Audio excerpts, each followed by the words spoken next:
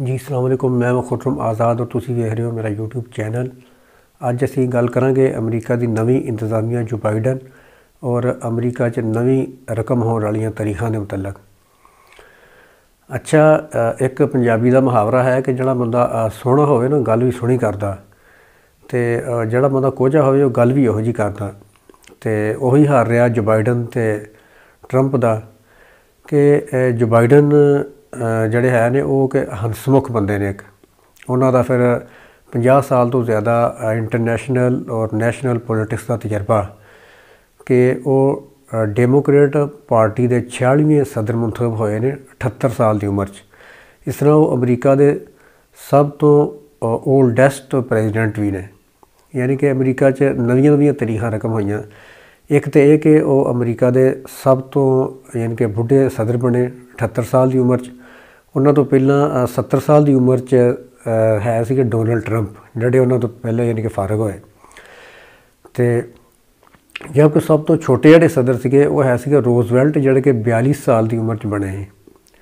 तो उन्होंने तो उत्ते से 43 साल च बनने वाले प्रेजिडेंट जॉन एफ कैनेडी जिन्होंने कि कतल करता गया है।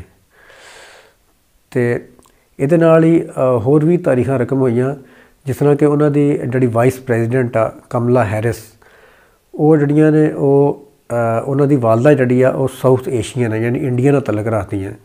जिस तरह कि नाम तो शो हो रहा कमला तो कमला हैरिस जी अमेरिकन हिस्टरी की फर्स्ट वूमैन वाइस प्रेजिडेंट आ, पहली खातून वाइस प्रेजिडेंट आ।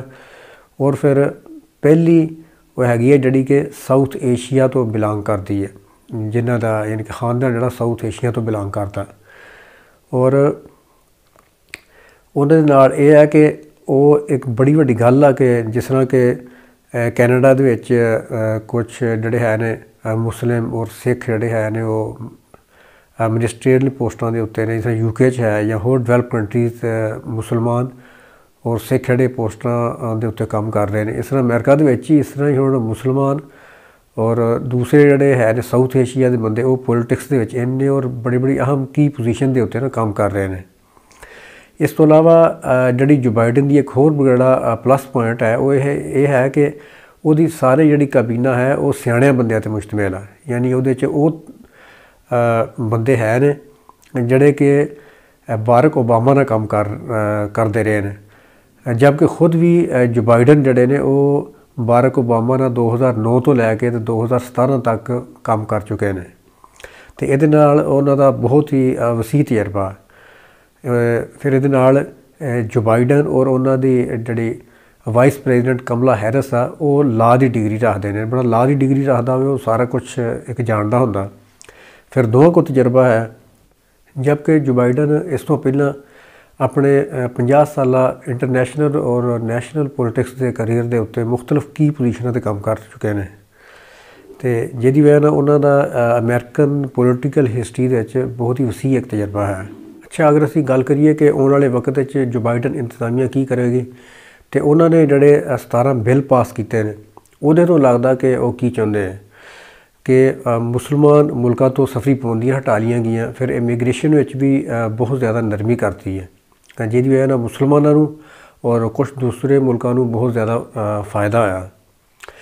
जबकि जोड़े मुतनाज़ा जबकि जोड़े कवानीन से ट्रंप इंतजामिया के उन्होंने हटाता गया। और बाकी भी आने वाले चंद दिनों के ही नवे बिल पेश किए जाएंगे जिहदे नाल होर यानी कि वाज़े एक सम्मत नज़र आएगी, वो तरजीहात नज़र आउणगियां कि जो बाइडन इंतजामिया जी है की चाहती है। बाकी तजियाकार कह रहे हैं कि ईरान के नाल और बाकी जोड़े दुनिया के जंगी मामलात ने वो जो बाइडन इंतजामिया जी वो ना हथ खिंच लेगी और अमेरिका वास्ते और पूरी दुनिया वास्ते बिल्कुल ठीक और नेक शगुन साबित होएगी। तो मुड़ के मिलांगे अगली वीडियो च। ओके जी, रब रखा।